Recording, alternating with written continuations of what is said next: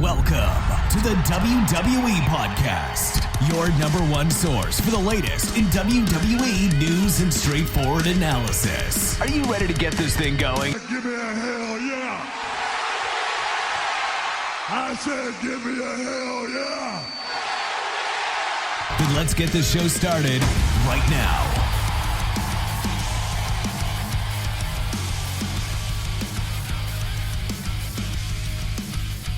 What is going on, everybody? Welcome back to another edition of the SmackDown Review right here on the WWE Podcast Network. As always, I'm your host, Michael Ritter. You can find me on Twitter at Michael5Ritter and on Instagram at MichaelRitter5. Also the host of the Football Function podcast, available on Apple Podcasts, Google Podcasts, and Spotify. Now, obviously, this episode is coming in a lot later than what the SmackDown Review usually comes, and there's some reasons behind that. I mean, for starters, I have said before on this show that I watch SmackDown on DirecTV. I have DirecTV, so I have a satellite dish on my roof. And there's pros and there's cons to that. I mean, the pros, you get to watch SmackDown live if you want to, or if you can. Most of the time I can't. I'm usually always a little bit late, so I have some fast forward time to work with during commercial breaks and stuff like that. So for the most part, I watch SmackDown on Friday night at some point. I mean, as you guys know, this is my 33rd, I believe. This is my 33rd SmackDown review, and the past 32 have all been the same Friday night of the SmackDown that I'm covering. This is the first one that I'm doing on a Saturday, and it does feel kind of weird. But getting back to the reasons why is alluding to that satellite dish. Where I'm from, here in the Texas Panhandle, we had hailstorms like crazy last night. There was definitely some thunderstorms as well. It was just not good weather at all. Started raining around 6 o'clock p.m., and that's Central Time, so SmackDown starts about 7. And it didn't stop raining until like 10 or 11, and that kind of affected the recording of SmackDown. So I started trying to watch, and I noticed that some of the I noticed that the show itself started to kind of lag out, and then I realized, oh crap, man, the weather affected the dish while I was recording. So some of this didn't get picked up, and that is definitely what happened. So some of the show, it just kind of kept skipping out throughout the show. Like, I missed a good chunk of the opening segment with Roman Reigns and Jimmy Uso. I missed a big chunk of the, it was the Dolph Ziggler and Rey Mysterio match. I missed almost all of that. And I do believe that I missed some of the ending as well. I think that it kind of lagged. I think it might have been majority of a commercial break, though, luckily. I think I kind of just missed, from what I can tell, the beginning of the Jimmy Uso and Cesaro match. So luckily, I didn't have to miss much of the main event because it ended up being a pretty good match. So there's that. Pretty much the weather, for the most part, kind of screwed me over. And I was like, well, I guess I'm just going to have to watch the rest on Hulu. And I didn't even do that. I kind of just went on YouTube and watched the segments that I missed.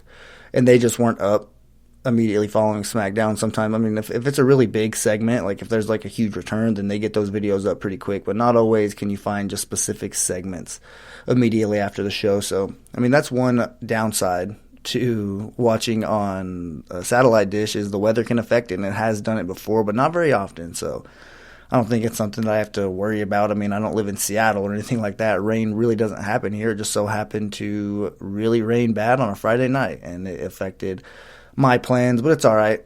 I guess this is kind of different, but it's something new. I can try it out a little bit and see how it does. You guys know most of the time whenever I'm recording these shows, it's super late. It's super late after the show, and it's sometimes like 11:30 or midnight. Not always. Sometimes I get them out quicker. It all just really depends on when I start SmackDown. Because if it's early, then I can get this show done and the review done by like 11:30. I think 11 o'clock might be the earliest Central Time that I've gotten it done. So 2 hours after the show went off the air. And I do take a lot of pride in that. I take pride in getting the show done right after SmackDown goes off the air. I like it being fast. I take pride in my review being up sometimes before the Hulu version of SmackDown is released. So you can kind of already hear a review of the show before some people even get to watch it. So I do take pride in that, and I do enjoy having these bad boys up for you guys every Saturday morning. So I definitely want to get back on that routine. this is just kind of something that there has been times, where I'm really, really tired on a Friday night and I'm like, oh, I kind of want to record in the morning, but I never, ever did it until last night. So let's see how this goes. But I do expect to just get back on the Friday night routine because I just think that works out best for everybody and just the schedule in general for the shows. I like recording on Friday nights, and it's what I'm used to, so I just think that's going to be the norm going forward. But the reason you guys are here is for the SmackDown review, the go-home show that aired on May 14th, I believe it was. Maybe 15th. No, it's 14th. Yeah, today's the 15th. All right, yeah, sorry. My days get kind of mixed up, especially whenever I have to work 6 days a week. If I work on Saturdays, completely throws me off. But anyways, back to the show.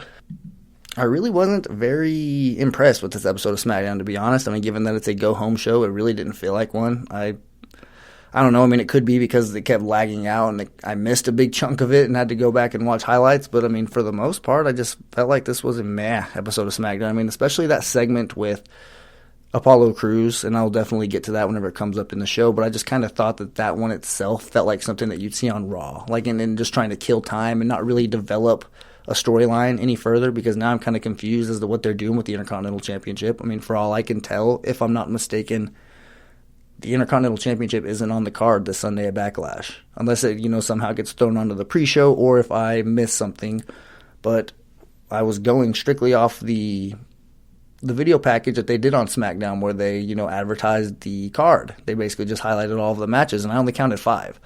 So if I missed one, I'm sorry, but I did not think that I saw the Intercontinental Championship in that video package. I did like what they did with Jimmy Uso a little bit further, I guess you can say, in his little situation with Roman Reigns.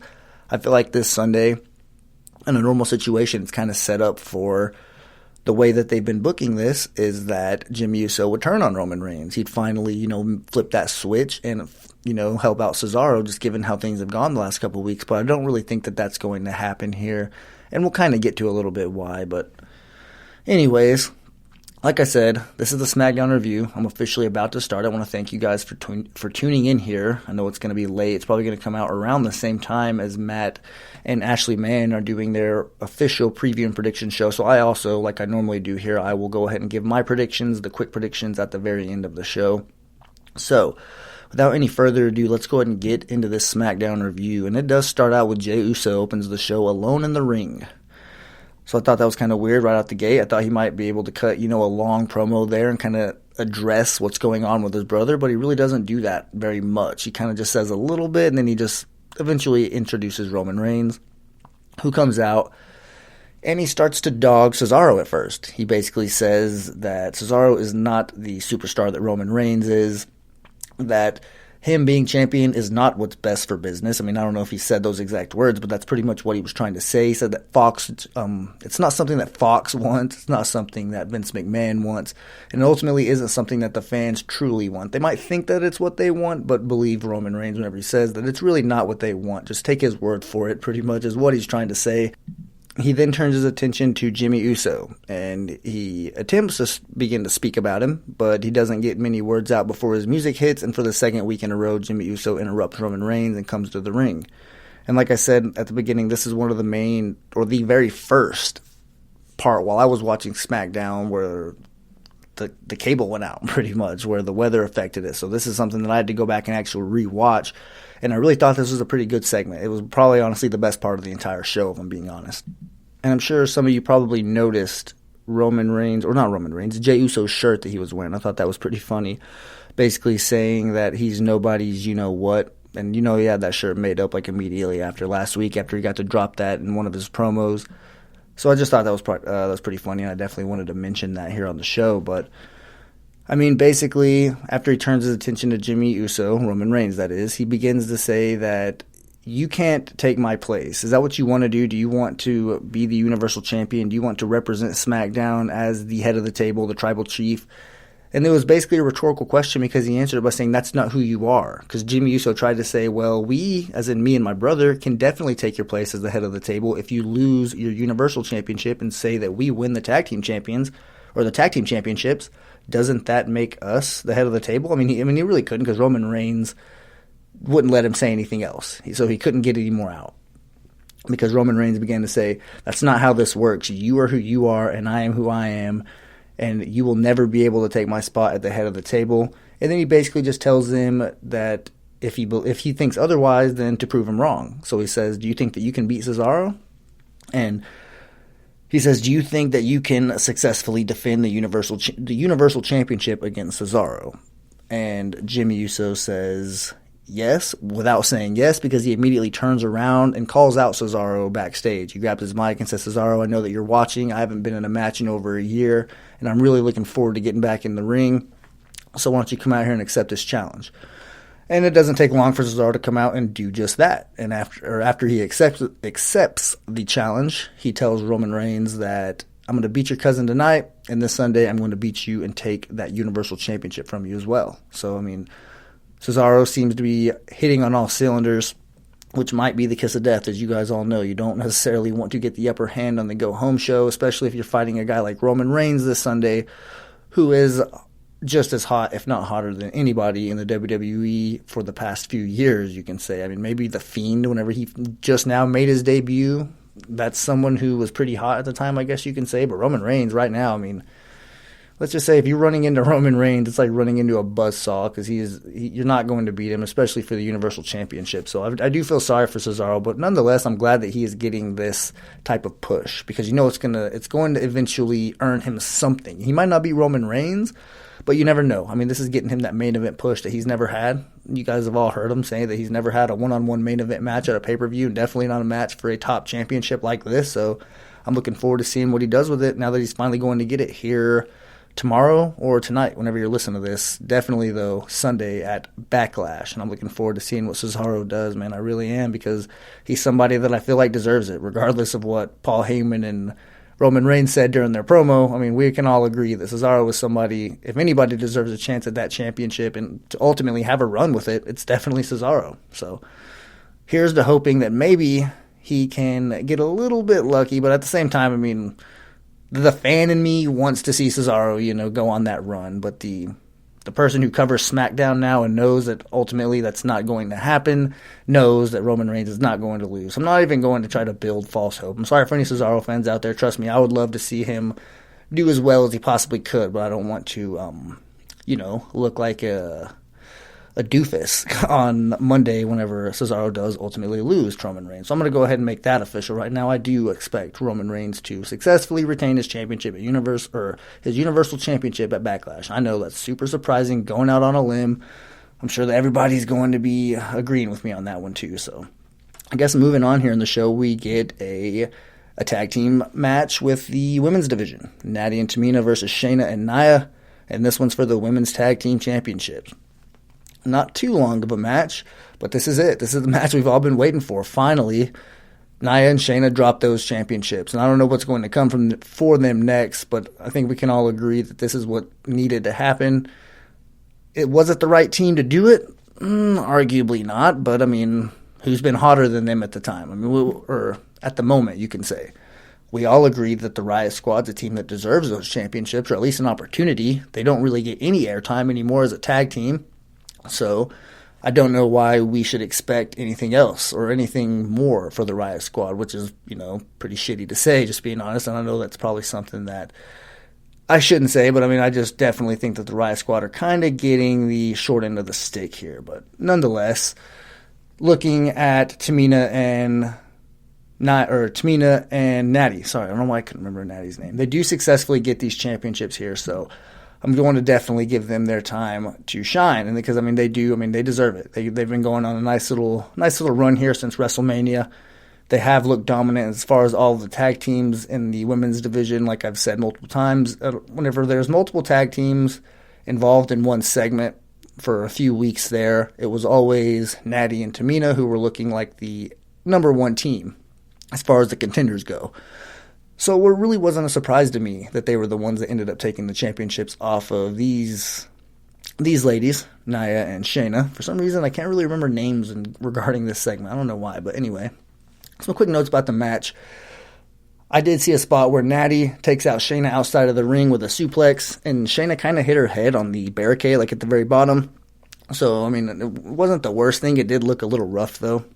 If I'm not mistaken, she is all right, so hopefully nothing serious happened there. I mean, I just noticed she hit her head on the barricade and things like that. Anytime someone's head hits the ground, a barricade, anything like that, in today's day and age, you kind of just got to, hold your breath a little bit, make sure they're all right, just given the, the era that we're in right now with head injuries and stuff like that. But after that happened, you took out Shayna Baszler, who is the best member of the tag team as far as Nya and Shayna go. So that left Nia Jax vulnerable in the middle of the ring.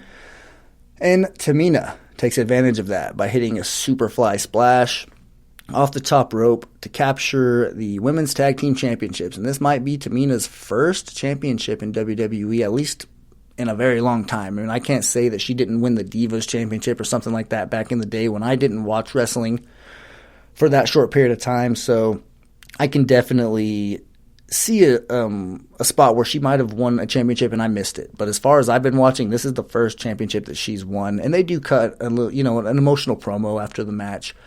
Both Tamina and Natty kind of, say a little something about people can doubt you all they want, but as long as you keep working, eventually, you'll achieve what you're working for. And, it was a nice little moment. I'll give it to them. I mean, they definitely finally deserve to get those championships. I'm not sure if Natty even has held those tag team championships. I don't know if her and Beth Phoenix ever captured them during that little short stint that Beth Phoenix came back. And she ended up wrestling a little bit here. I think it might have been in 2019 whenever that stuff happened. I'm not 100% sure, though, but I don't think that they ever captured them. So this might be Natty's first time to hold those women's tag team championships. And she's another one who deserves it. Just someone who has put the work in. I mean, if people are praising Tamina for all the work she's put in, Natalya definitely deserves just as much, if not more, because, she has been a workhorse for the company. When you're talking about live events and things like that, anytime you need a match, just think about it, how many times you've heard Natalya's music and just seen her come to the ring, especially the last few years. She's kind of slowed down a little bit lately, not much. She's still featured, pretty frequently on the show, but during, 2015 to 2017, maybe even 18, Natalya was very much a big part of the show, so credit to her, and I'm glad that they finally got these championships off of Shayna and Nya. So hopefully, the Riot Squad's next in line. Maybe even Lana and Naomi. I really don't care. Let's just get some type of, some traction here. Let's get some type of legitimate storyline to come from this. I think that the Riot Squad's sitting there, something just waiting to happen. Let's see what they got. And maybe you can, catch lightning in a bottle there and make those women's tag team championships mean something. But I would not get your hopes up, guys. You already know how WWE is whenever it comes to all of these tag team divisions. So I'm not really going to, think much about that. But up next here, we get the segment that I referred to a little bit earlier, Apollo Crews. And this is the part in the show where he presents Commander Aziz with a Nigerian Medal of Honor.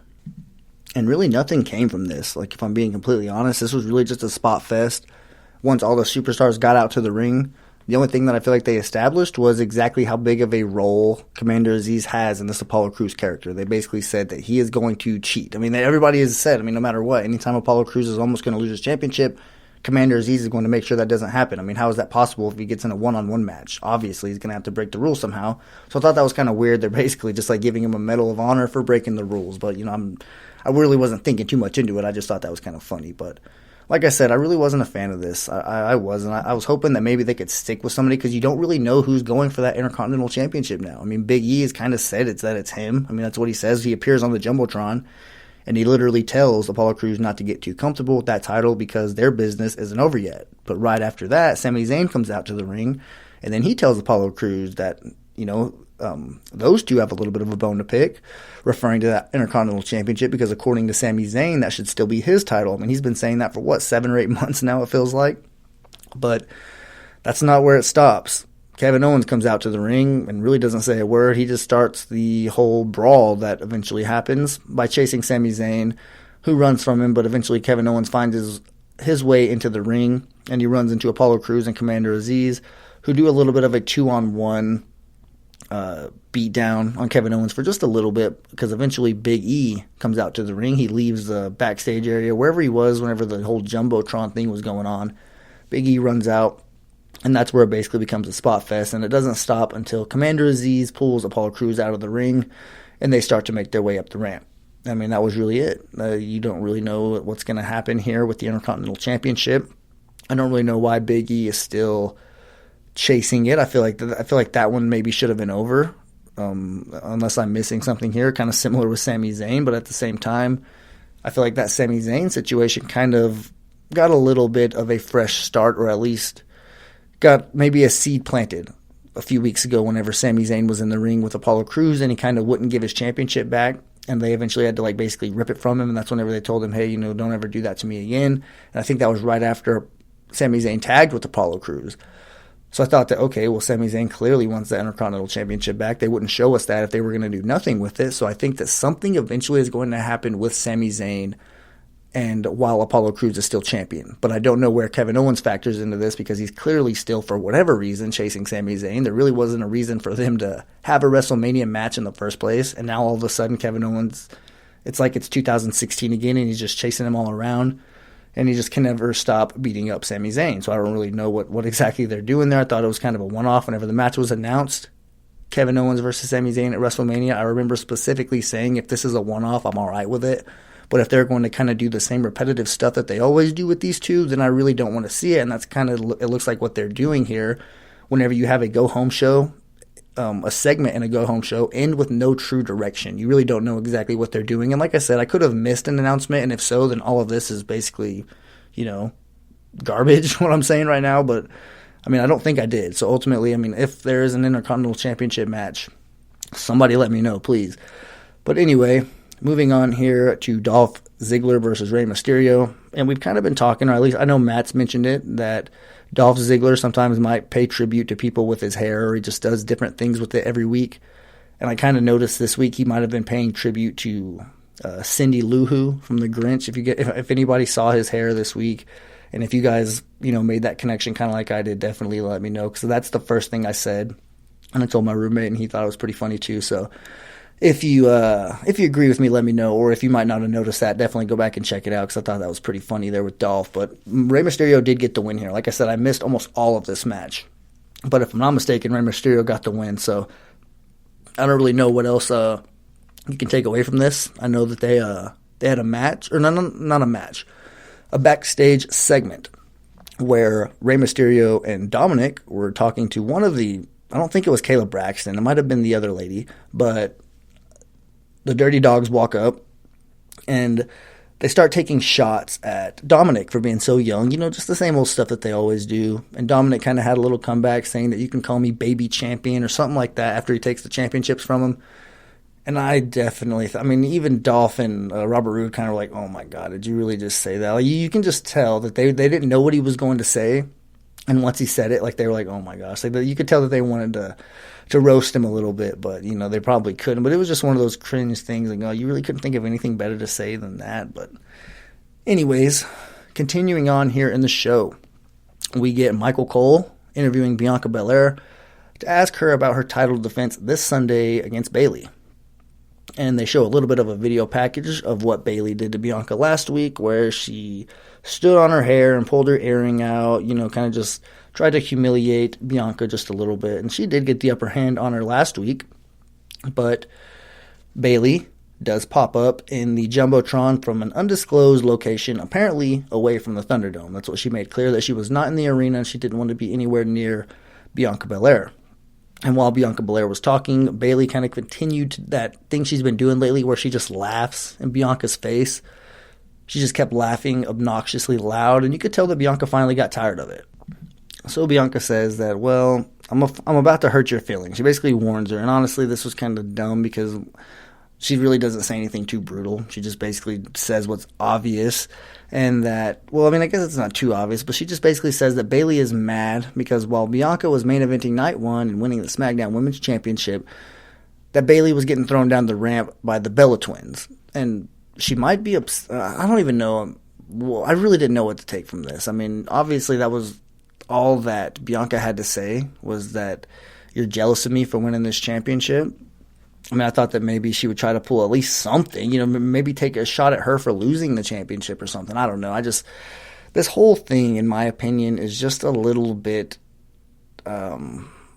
discouraging. I mean, I don't know, just as far as what you can expect from Bianca. It makes me discouraged with what WWE has in store for her, because, I mean, I just can't get into this with Bayley. I don't know, and Bayley's a good dancing partner to have. I just feel like as far as the booking goes, they're kind of making Bianca look a little bit weak. One or multiple weeks she comes out with the Street Profits, where you think, are they going to have a little bit of a faction here? Are they going to stick together and ultimately make the Street Profits raise their game up, to match Bianca, since Bianca has gold in the group? And then she comes out by herself and she's just doing her regular thing where she's threatening, or at least she threatened Bayley this week about using her hair. And I know that's something that she has done in the past. She hasn't really done it since she's been on SmackDown, but I know that she has while she was on NXT. So I know that she was starting to include those in her promos. But ultimately, the SmackDown women's division is the one division that I feel like needs this draft or quote-unquote shakeup, whatever they're going to do, which I still haven't heard a word about, at least, from a true source like WWE. I mean, I've heard speculation that maybe they might do something, but I haven't heard anything official. But I do think that this women's division needs it. I think that it needs a shuffle. There's some women on Raw that maybe can come over to SmackDown and actually give Bianca a nice program where that she can get her feet in the ground, get some feet underneath her, I guess I should say, to make her championship run more legitimate. Because right now it doesn't feel special at all. It just feels like they're doing it wrong. It has a little bit of, not nearly to the same extent. So please don't think that's what I'm saying. But how Asuka kind of was on Raw before she lost the championship, where the title was just almost meaningless. That's kind of how I feel here.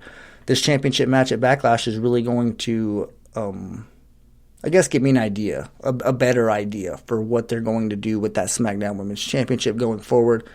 And I'm excited to see kind of what direction they're going to go and who they're going to have come into the picture next. I mean, Sasha Banks has kind of been MIA on SmackDown, but I still think that, she's somebody who can add a little bit of juice to the roster. She adds juice to any roster. And I don't necessarily think that we need to see Sasha versus Bianca again, but, she's somebody who can definitely add a little bit to this division and make it mean a little bit more on a weekly basis if she's involved in a good program. So I guess that's really all I got to say about that whole little situation going on there with the SmackDown Women's Championship, is I really don't have too high of expectations for it. I guess I can say that at the very least.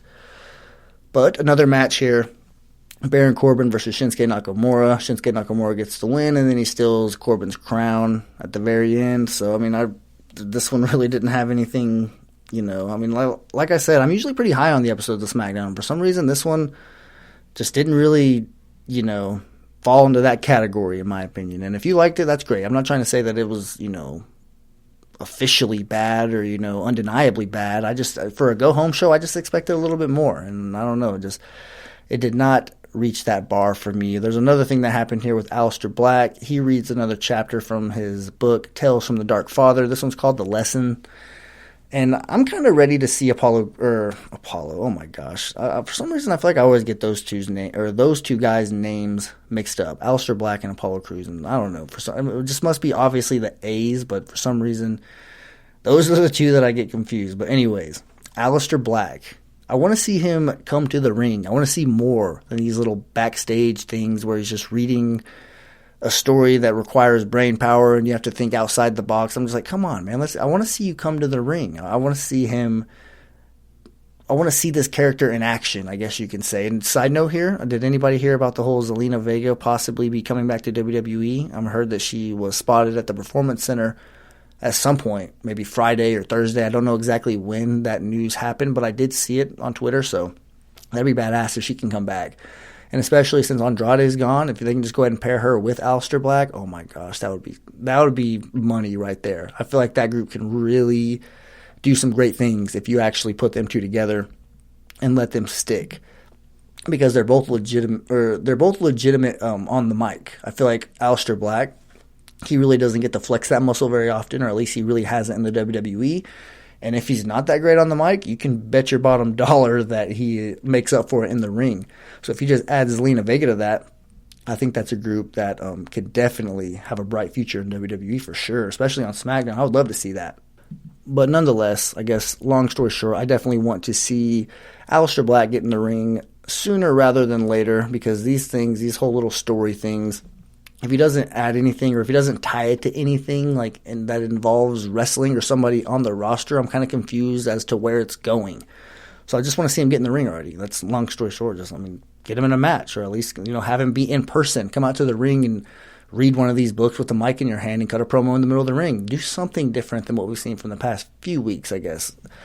And I know this is new, and I don't want to necessarily rush it, but I mean, I feel like they're just not going anywhere here. And maybe I'm just not getting the point with these stories, and I should be reading or paying closer attention to them, but I don't know. That's just my opinion, and that's really all I can give you here. So moving on here to the main event, and this is Jimmy Uso versus Cesaro.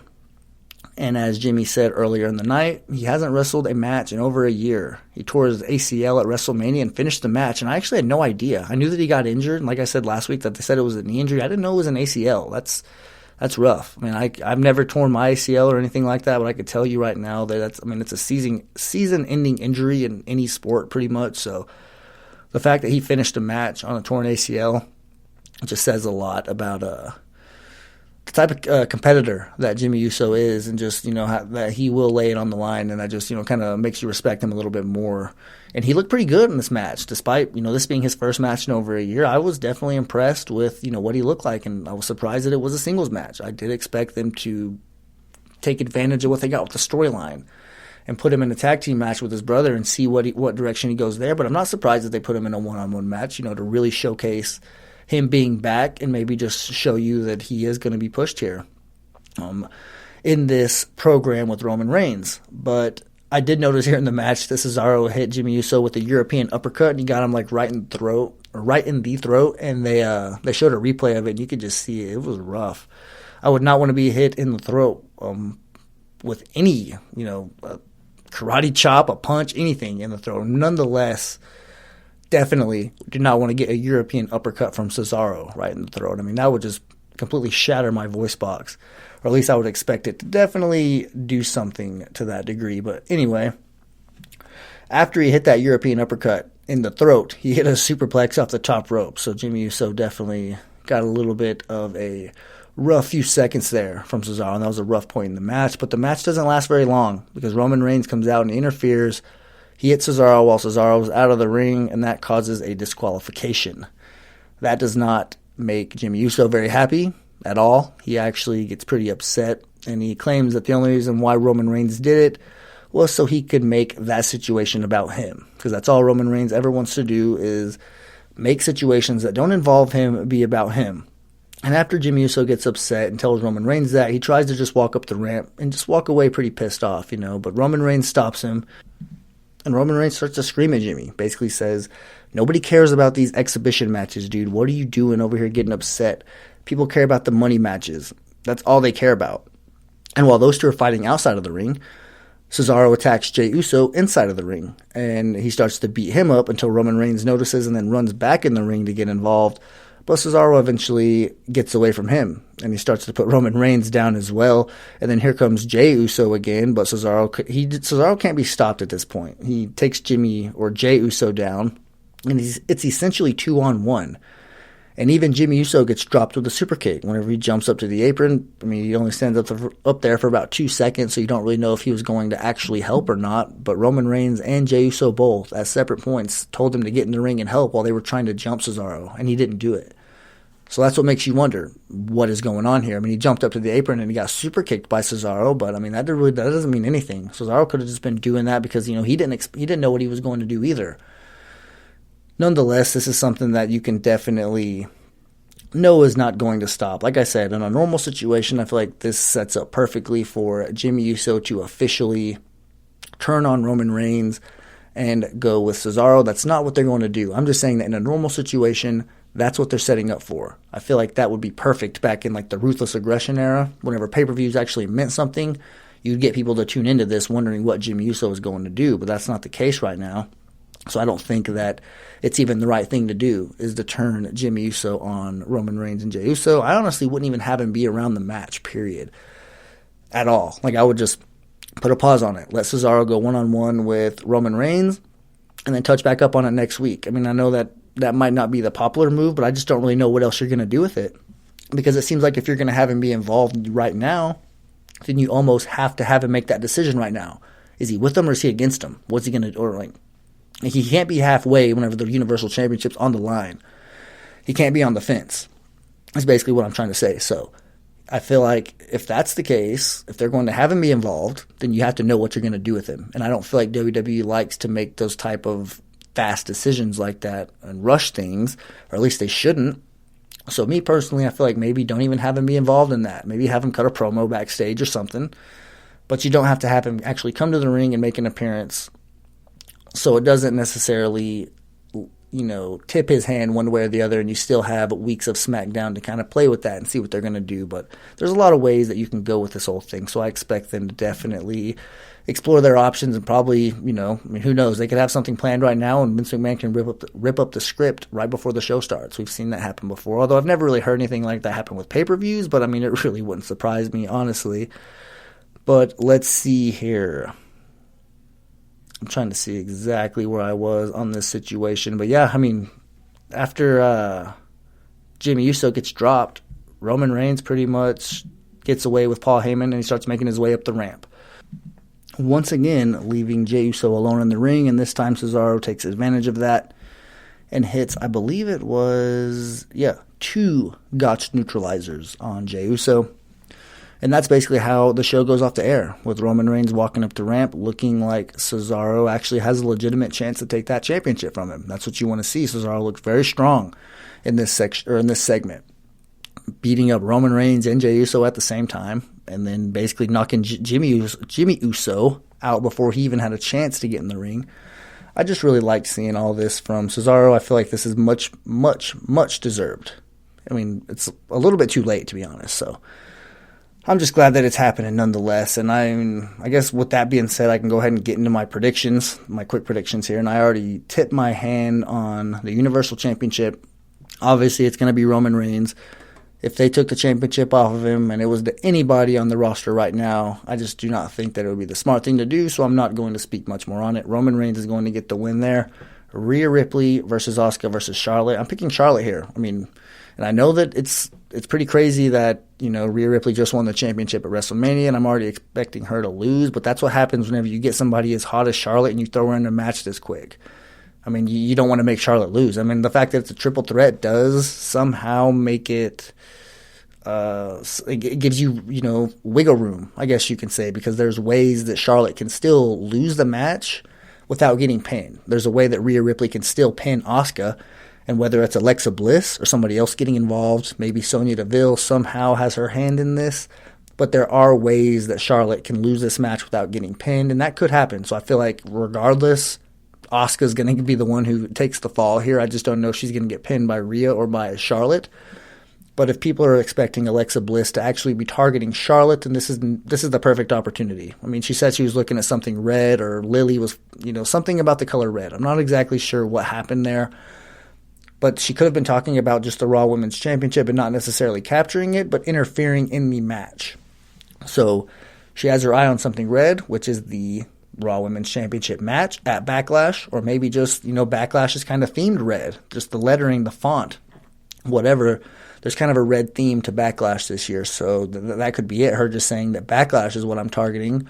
So she could interfere and cause Charlotte that match, and I expect something along those lines to happen, but my official pick here is Charlotte winning the Raw Women's Championship and just being this heel version of herself going forward. Bianca versus Bayley, I think Bianca's going to win, but I'm really, like I said, I'm disappointed in this booking. I'm disappointed in this championship in general, and I just hope that after WrestleMania Backlash, we can get a little bit of better stuff on SmackDown on a week-to-week basis, and maybe get some new superstars, some new women's wrestlers. I know Mia Yim has been rumored to come to SmackDown, and maybe we can get a couple others as well via the draft or superstar shakeup, whenever it is that's supposed to happen. Mysterios versus the Dirty Dogs. I do expect the Mysterios to win this. I think that they keep teasing the whole record, or the first ever making history, father and son winning the championships. I do think they're going to take advantage of that, and I think that Rey Mysterio and Dominic Mysterio are going to be the first ever father and son to hold the tag team championships. And I don't know how long they're going to do it, but they're definitely going to get that first ever tagline, and I think it's going to happen this Sunday at Backlash. And that only leaves us with the WWE Championship, the triple threat match between Braun, Drew, and Bobby Lashley, and I'm sticking with Bobby Lashley. I don't think, if it ain't broke, don't fix it. Is that the saying that they say? I don't think there's anything broke with Bobby Lashley being the champion, so you shouldn't mess with it at all. Just leave it alone. Let it soak. Let us enjoy it. Let us get the most of it here, because I think that what him and MVP have isn't going to last forever. Eventually, people are probably going to get tired of it, and they're going to have to do something. I don't know what I mean, because this is kind of like lightning in a bottle. I don't think that WWE expected MVP and Bobby Lashley to have this much success together, at least this much chemistry together. So you can't expect it to go on forever, and I do expect it to come to an end at some point. So I'm enjoying it right now.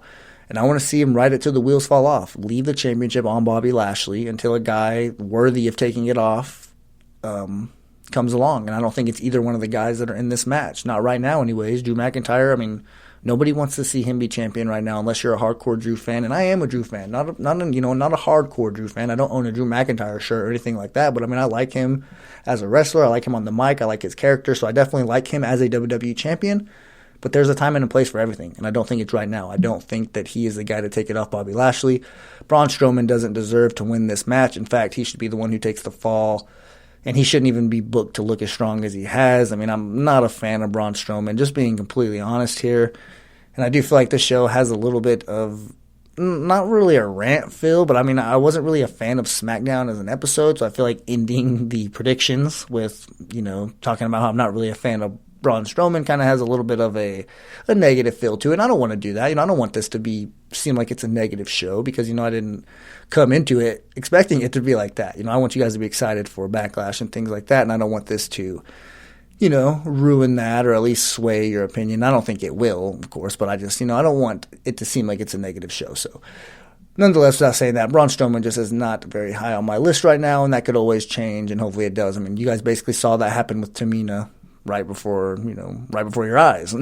I was very, very, very low on Tamina. I'm not high on her by any means, but she's starting to kind of work her way up slowly, I guess you can say. I'm not just rolling my eyes every time she comes out to the ring, so I guess that's better. And it's a step in the right direction. But there you go, guys. That is the SmackDown review in its entirety. Sorry that it's a little bit late. I do plan on getting back on that routine that I've been on for the past 32 weeks, I guess you can say. I mean, it's been a long time, so I definitely want to continue doing it like that. And hopefully I can do so this week. So I do want to apologize once again for having this episode come in a little bit late. I hope that you will still check it out before the pay-per-view and just get my thoughts on SmackDown in general. Once again, check out the preview and prediction show that's going to be dropping probably around the same time as this. If you're listening to this and haven't listened to that yet, definitely go check that out. So, with all that being said, guys, I hope you all have a fantastic rest of your weekend. I hope you enjoy watching Backlash, not WrestleMania Backlash, the last time I'm going to say it. So hope you enjoy watching Backlash. Hope you walk passionately in the direction of your dreams. And I'll talk to you soon.